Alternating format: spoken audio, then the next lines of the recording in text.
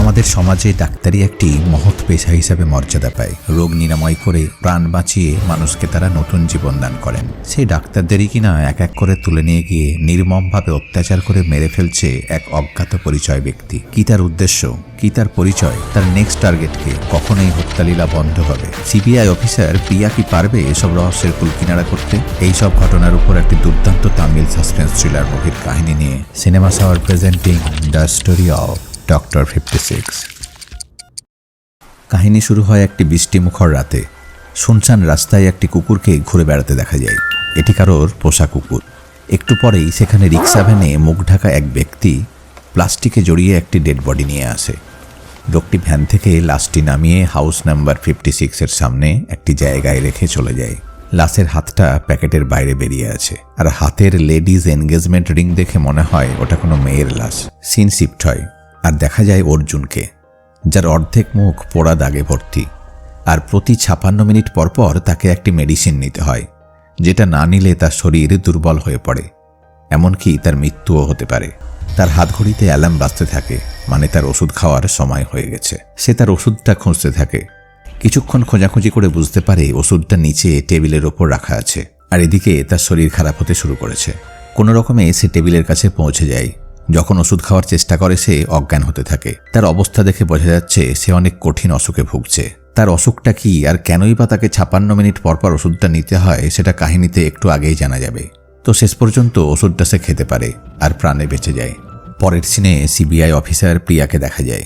প্রিয়া জানতে পারে পুলিশ জয়নগর কলোনিতে একটি ডেড বডি পেয়েছে। তদন্ত করে জানা যায় ওই লাশ ডাক্তার নন্দিনীর, যে একজন নিউরোসার্জন ছিল। এই লাশটা সেটাই যেটা সেই রাতে ভ্যানে করে মুখ ঢাকা লোকটি রেখে গেছিল। ক্রাইম স্পটে একজন ইন্সপেক্টর আসে, আর প্রিয়াকে একটি ফাইল দেখিয়ে ওই লাশটির সম্পর্কে কিছু বলতে থাকে। রাস্তায় যেতে যেতে প্রিয়া সে ইন্সপেক্টরকে নন্দিনীর বাড়ির আর ওই দিনের ওই রাস্তার সিসিটিভি ফুটেজটা সংগ্রহ করতে বলে। আর অফিসে এসে নন্দিনীর মৃত্যুর ব্যাপারে পাওয়া সব ডকুমেন্ট একটি বোর্ডে আটকে রাখে। তদন্তে জানা যায় মৃত্যুর আগে নন্দিনীর উপর 6 ঘন্টা ধরে অত্যাচার করা হয়েছে। তার পুরো মুখে প্রচুর আঘাতের চিহ্ন পাওয়া গেছে। প্রিয়া নন্দিনীর মোবাইল ফোনের কল ডিটেলস চেক করে আর একটি সন্দেহজনক নম্বর পায়। প্রিয়া তার অ্যাসিস্ট্যান্টকে ওই নাম্বারের ব্যাপারে সব ডিটেলস সংগ্রহ করতে বলে। ফ্ল্যাশব্যাকে দেখানো হয় নন্দিনী গাড়িতে তার এক অফিসের কলিগের সঙ্গে বাড়ি ফিরছে। নন্দিনীর কথাবার্তা শুনে বোঝা যায় কোনো ব্যাপারে সে রেগে আছে, আর তার সেই কলিগকে এসে বলছে সে যেন তাকে আর ফোন না করে। নন্দিনী বাড়ি এসে দেখে ঘরে ইলেকট্রিক চলে গেছে, আর তখন সে কারোর আওয়াজ শুনতে পায়। সে বেডরুমে আসে, আর তখন হঠাৎ করে সেই কুকুরটা চলে আসে। এটা সেই খুনি লোকটার কুকুর, যেটা সেই রাতে রাস্তায় দেখা গেছিল। কুকুর দেখে নন্দিনী ভয়ে মেঝেতে পড়ে যায়। আর তখন সেই খুনি লোকটি আসে আর হাতে একটি লোহার রড দিয়ে তার মাথায় জোরে আঘাত করে। নন্দিনী এতে অজ্ঞান হয়ে যায়। সেই লোকটা নন্দিনীকে অজ্ঞান অবস্থায় পাঁজাকোলা করে তুলে একটি রিক্সা ভ্যানে করে একটি ল্যাবরেটরিতে নিয়ে আসে।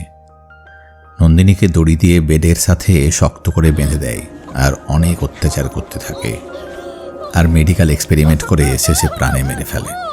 এরপর সিন প্রেজেন্টে চলে আসে, আর সিবিআই অফিসার প্রিয়া তদন্তের জন্য নন্দিনীর অফিসের বস কৌশিককে জিজ্ঞাসাবাদ করছে। সেই কৌশিক যে মৃত্যুর রাতে নন্দিনীকে তার বাড়িতে গাড়িতে রেখে এসেছিল। কৌশিক বলে সে যেদিন নন্দিনীর ইন্টারভিউ নিয়েছিল সেদিন থেকেই নন্দিনীকে তার ভালো লেগে যায়। আর যখন নন্দিনীকে প্রপোজ করেছিল তখন নন্দিনী রেগে গিয়েছিল আর তাকে ফোন করতে মানা করে দিয়েছিল। কিন্তু কৌশিক সেদিন অনেকবার কল করার চেষ্টা করেছিল। এটা সেই খুনের রাতের ঘটনা, তাই নন্দিনীর সেদিনের কল লিস্টে বেশিরভাগ কল ছিল এই কৌশিকের। কিন্তু কৌশিক তাকে বাড়িতে নামিয়ে দেওয়ার পর চলে এসেছিল, আর তারপর থেকে সে আর কিছু জানে না।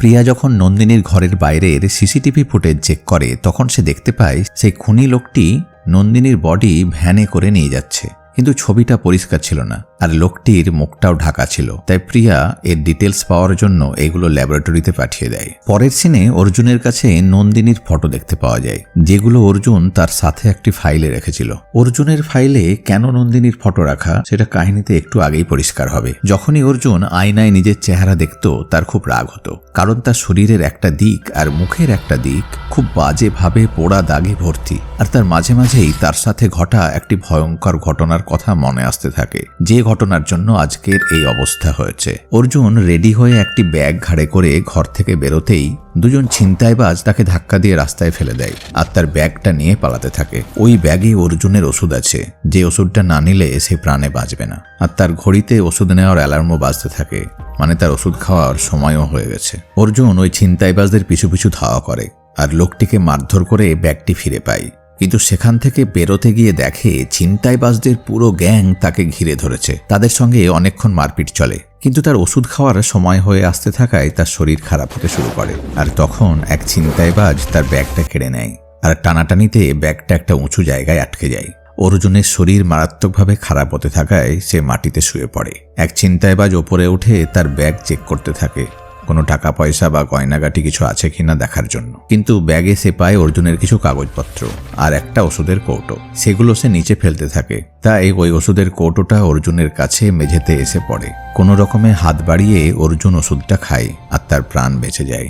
ওদিকে প্রিয়া তদন্তের জন্য নন্দিনীর বাড়ি যায় আর সব খুঁটিনাটি ভালোভাবে পরীক্ষা করতে থাকে। আর তখনই তার ফোনে আর নগর পুলিশ থানা থেকে কল আসে যে তারা একটি ডেড বডি পেয়েছে, যেটার সঙ্গে এই কেসের কোনো সম্পর্ক থাকতে পারে। তাই প্রিয়া বিষয়টি জানতে পুলিশ থানায় চলে যায়। অন্যদিকে ফ্ল্যাশব্যাকে দেখানো হয় অর্জুন একজন নিউরোসার্জন ডাক্তার চন্দ্রুকে অসুখ দেখাতে গেছে।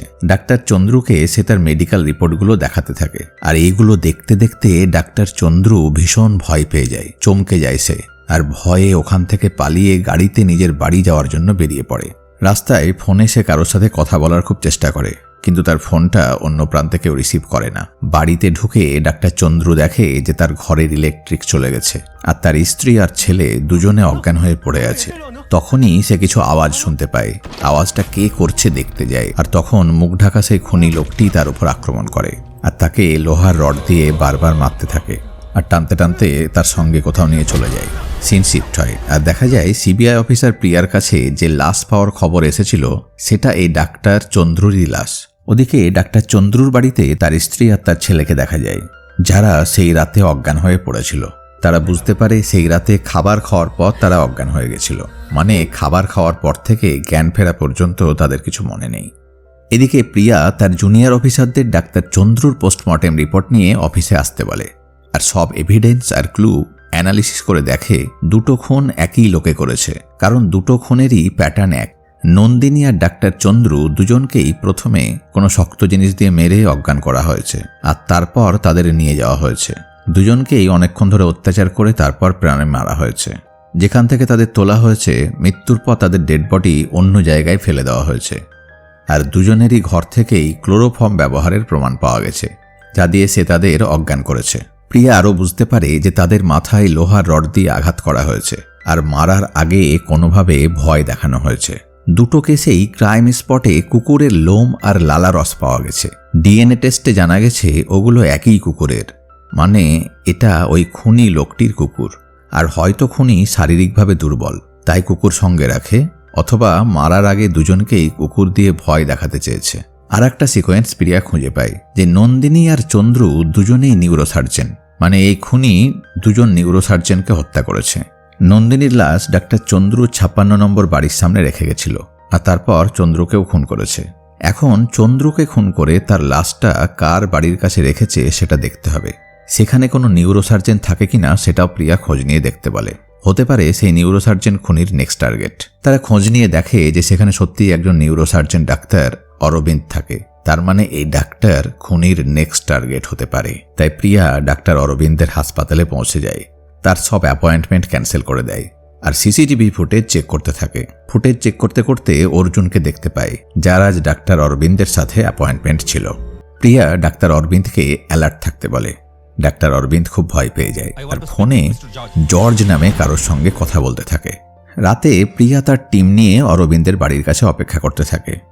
কিছুক্ষণ বাদে ওই রাস্তায় অপেক্ষা করতে থাকা একটা গাড়ি থেকে মাথা ঢাকা একটা পোশাকে হাতে একটা গাড়ি মেরামত করা লোহার রড নিয়ে একজনকে নামতে দেখা যায়। সঙ্গে সঙ্গে প্রিয়া আর তার টিমের অফিসাররা তাকে ধরে ফেলে আর আটক করে জিজ্ঞাসাবাদের জন্য থানায় নিয়ে যায়। এ হলো সেই অর্জুন, আর তারা ভেবে নেয় অর্জুনই হয়তো খুনি, তাই তারা সকলে অর্জুনকে নিয়ে সেই জায়গা থেকে চলে যায়। তখন সেখানে সেই রিক্সা ভ্যান আর তার উপরে কুকুরটা বসে থাকতে দেখা যায়, আর খুনি লোহার রড ছুঁড়ে ডাক্তার অরবিন্দের গাড়ির কাজ ভেঙে দেয়। ওদিকে জিজ্ঞাসাবাদে অর্জুন বলে সে কাউকে খুন করেনি। সে বলে সে নিজেই মৃত্যুর সাথে পাঞ্জা লড়ছে। সে নিজের সম্পর্কে প্রিয়াকে সবকিছু বলে। সে একজন স্টেজ ডান্স পারফর্মার ছিল। সে স্টেজে ডান্স পারফর্ম করত, এটাই ছিল তার পেশা। হঠাৎ করে তার একদিন শরীর খারাপ হতে থাকে আর তাকে তাড়াতাড়ি হাসপাতালে ভর্তি করা হয়। সেখানে অশ্বথ নামে একজন ডাক্তার জানতে পারে অর্জুন একটি বিরল রোগে আক্রান্ত। তার হার্টবিট মিনিটে মাত্র 30 থেকে 40 বার, যেটা সাধারণ মানুষের 72 থেকে 80 হয়। অর্জুনের বাঁচার চান্স খুব কম। তাকে একটা ওষুধ খেতে দেওয়া হয় যেটা প্রতি 56 মিনিট পরপর তাকে খেতেই হবে, আর না খেলে সে মারা যাবে। আর এই ওষুধটা খেয়েও সে খুব বেশি দিন বাঁচবে না। এই ড্রাগের ওভারডোজেও সে একদিন মারা যাবে। এই ডাক্তার তাকে কোনো ভালো নিউরোসার্জনকে দেখানোর সাজেশন দিয়েছিল। তাই 3 জন নিউরোসার্জন নন্দিনী, চন্দ্রু আর অরবিন্দের ফটো আর ঠিকানা এই ডাক্তার অর্জুনকে দিয়েছিল। তাই সে তাদের দেখাতে তাদের হাসপাতালে গিয়েছিল, কিন্তু কেউ তাকে সাহায্য করেনি। সেদিনও ডাক্তার অরবিন্দের হাসপাতালে অর্জুন গিয়েছিল, আর না পেয়ে বাড়িতে দেখানোর জন্য গাড়ি নিয়ে বাড়ির সামনে অপেক্ষা করছিল। আর নামার সময় পায়ে লেগে গাড়ি ছাড়ানোর রডটি রাস্তায় পড়ে যায়, আর সেটা তুলে গাড়িতে রাখতেই প্রিয়া আর তার টিম তখনই তাকে অ্যারেস্ট করে নেয়। আর এইসব খুনের সাথে তার আসলে কোনো যোগ নেই।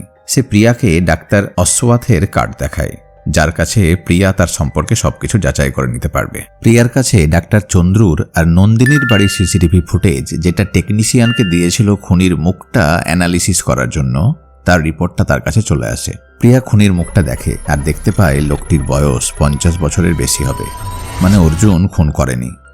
ওদিকে অর্জুনের ওষুধ খাওয়ারও সময় হয়ে এসেছে, তাই প্রিয়া তাকে ওষুধটা দেয় আর তার টিমকে তার উপর নজর রাখতে বলে। পরের দিন প্রিয়া অর্জুনকে নির্দোষ মনে করে ছেড়ে দেয়, কিন্তু অর্জুনের অ্যালার্ম ঘড়িটা, যেটা সে ওষুধ খাওয়ার টাইমের জন্য কাজে লাগাতো, সেটা প্রিয়ার কাছে থেকে গেছে। তো প্রিয়া চন্দ্রুর ঘরের সিসিটিভি চেক করে খুনির গলায় ওই একই রকম অ্যালার্ম ঘড়ি দেখতে পায়। এতে প্রিয়া আশ্চর্য হয়ে যায়। সে তার অফিসারদের অর্জুনকে আবার আটক করতে বলে, কিন্তু ততক্ষণে অর্জুন সেখান থেকে চলে গেছে। প্রিয়া তখন ডাক্তার অশ্বথের কাছে ভালোভাবে জানার জন্য তার হাসপাতালে যায়। ডাক্তার প্রিয়াকে অর্জুনের সঙ্গে দেখা করানোর জন্য তার গাড়িতে নিয়ে যেতে থাকে। রাস্তায় যেতে যেতে ডাক্তার বলে, এই খুনের ঘটনা এগুলোই নতুন নয়। এর শুরু হয়েছে ডাক্তার রামচন্দ্রনের খুন দিয়ে, যেটা প্রিয়ার নজরে আসেনি। আসলে কয়েক বছর আগে কয়েকজন বিজ্ঞানী মানুষের ওপর কিছু এক্সপেরিমেন্ট শুরু করেছিল। যেমন ওয়ার্ডসওয়ার্থ তার শাসনকালে রাশিয়ান সৈন্যদের ওপরে স্লিপিং এক্সপেরিমেন্ট চালায়, যাতে তারা না ঘুমিয়ে দিনরাত যুদ্ধে কাজ করতে পারে। এটার জন্য তারা একটা গ্যাস বানিয়েছিল, আর জার্মান বন্দীদের ওপর এক্সপেরিমেন্ট চালিয়েছিল। তারা একটি ঘরে বন্দীদের ওপর ওই গ্যাস প্রয়োগ করেছিল। এতে ওই কয়েদিদের ঘুম তো চলে যায়, কিন্তু অদ্ভুত ধরনের সাইড এফেক্ট দেখা যায়। 15 দিন ধরে ঘুম না হওয়ার ফলে ওই বন্দীরা পাগল হয়ে যায়। তারা হিংস্র হয়ে ওঠে আর একে অন্যকে মারতে শুরু করে, কারণ মানুষ না ঘুমিয়ে থাকতে পারে না। এরপর 1970-এও ক্যালিফোর্নিয়ায় ব্লাড প্রেসার কন্ট্রোল করার একটা এক্সপেরিমেন্ট শুরু হয়ে যায়। 115 জন শিশুর উপরে পরীক্ষা করতে গিয়ে সকলেই মারা যায়। এরকম বিভিন্ন উদ্ভট এক্সপেরিমেন্ট অনেক নিরীহ মানুষের প্রাণহানি ঘটিয়েছে। এরকম এক্সপেরিমেন্ট শুধু বিদেশেই নয়, ভারতেও হয়েছে। কিছু কেসের রিপোর্টিং হয়েছে যেখানে এরা গরিব মানুষদের টার্গেট করে আর এক্সপেরিমেন্টের নামে উৎপাত করেছে। প্রত্যন্ত এলাকায় এসব হওয়ায় পুলিশ প্রশাসন, মিডিয়া কেউ সেভাবে নজর দেয়নি। ওই ডাক্তারদের সঙ্গে কিছু পলিটিক্যাল নেতাদেরও যোগ থাকত, তাই তাদের এগেনস্টে কোনো অ্যাকশন নেওয়া হয়নি। এরা প্রথম দিকে ইঁদুর, গিনিপিগের ওপরে এক্সপেরিমেন্ট চালাতো, আর তারপর গরিব লোকদের টার্গেট করে কিছু টাকার বিনিময়ে এক্সপেরিমেন্ট চালাতো। তাতে তারা মরল কি বাঁচল তাতে তাদের কোনো ভ্রুক্ষেপ ছিল না। এইসব এক্সপেরিমেন্টে অনেকেই মারা যেত, আর ক্ষতিপূরণের নামে তাদের ফ্যামিলিকে সামান্য কিছু টাকা দিয়ে আর ভয় দেখিয়ে চুপ করিয়ে রাখা হতো। কিছু এক্সপেরিমেন্ট সফল হলেই কোম্পানিগুলো কোটি কোটি টাকার লাভ করত, কারণ তারা নতুন কোনো ড্রাগ বা মেডিসিন বাজারে আনতে পারত। এটাই তাদের একমাত্র উদ্দেশ্য ছিল। প্রতি বছর এভাবে প্রায় 7,000 লোকের মৃত্যু হয়।